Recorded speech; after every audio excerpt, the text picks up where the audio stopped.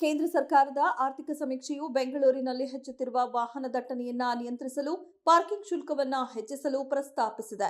ಈ ಕ್ರಮವು ನಗರದಲ್ಲಿನ ಟ್ರಾಫಿಕ್ ಸಮಸ್ಯೆಯನ್ನ ನಿವಾರಿಸಿ ವಾಹನ ಸಂಚಾರದ ವೇಗವನ್ನ ಹೆಚ್ಚಿಸುವ ಗುರಿಯನ್ನ ಹೊಂದಿದೆ. ಬೆಂಗಳೂರಿನಲ್ಲಿ ಹೆಚ್ಚು ಪಾರ್ಕಿಂಗ್ ಶುಲ್ಕ ವಿಧಿಸಲು ಆರ್ಥಿಕ ಸಮೀಕ್ಷೆ ಪ್ರಸ್ತಾಪ ಮಾಡಿದೆ.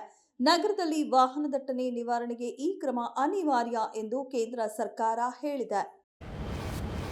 ಅಂತಾರಾಷ್ಟ್ರೀಯ ಏರಿಳಿತಗಳು ವ್ಯಾಪಾರ ಆಘಾತಗಳ ನಡುವೆಯೂ 2026 ಹಾಗೂ 27ನೇ ಸಾಲಿನಲ್ಲಿ ಭಾರತದ ಆರ್ಥಿಕ ಬೆಳವಣಿಗೆ ಉತ್ತಮವಾಗಿಯೇ ಇರಲಿದೆ. ಏಪ್ರಿಲ್ನಿಂದ ಆರಂಭವಾಗಲಿರುವ ಮುಂದಿನ ವಿತ್ತ ವರ್ಷದಲ್ಲಿ ದೇಶ ಶೇಕಡ 6.8 ರಿಂದ ಶೇಕಡ 7.2 ನಡುವೆ ಆರ್ಥಿಕ ಬೆಳವಣಿಗೆ ದಾಖಲಿಸಲಿದೆ ಎಂದು ಅಂದಾಜಿಸಲಾಗಿದೆ.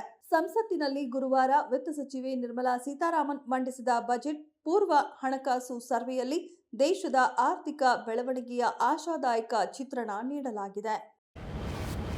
ಕರ್ನಾಟಕ ಕೇರಳ ಸಂಪರ್ಕಿಸುವ ಬಂಡೀಪುರ ಅರಣ್ಯ ಪ್ರದೇಶದಲ್ಲಿ ರಾತ್ರಿ ಪ್ರಯಾಣ ನಿಷೇಧ ಸಮಸ್ಯೆ ಪರಿಹರಿಸುವ ಸಂಬಂಧ ಕೇಂದ್ರ ಸರ್ಕಾರ ಮಹತ್ವದ ಹೆಜ್ಜೆ ಇರಿಸಿದೆ. ಬಂಡೀಪುರ ಅರಣ್ಯ ಮಾರ್ಗಕ್ಕೆ ಪರ್ಯಾಯವಾಗಿ ಸುರಂಗ ಮಾರ್ಗ ನಿರ್ಮಿಸುವ ಕಾರ್ಯಸಾಧ್ಯತೆಯನ್ನ ಅಧ್ಯಯನ ಮಾಡಲು ತಜ್ಞರ ಸಮಿತಿಯನ್ನ ನೇಮಿಸಲಾಗಿದೆ ಎಂದು ಕೇಂದ್ರ ಹೆದ್ದಾರಿ ಸಚಿವ ನಿತಿನ್ ಗಡ್ಕರಿ ಅವರು ವಯನಾಡು ಕಾಂಗ್ರೆಸ್ ಸಂಸದೆ ಪ್ರಿಯಾಂಕಾ ಗಾಂಧಿ ವಾದ್ರಾ ಅವರಿಗೆ ತಿಳಿಸಿದ್ದಾರೆ.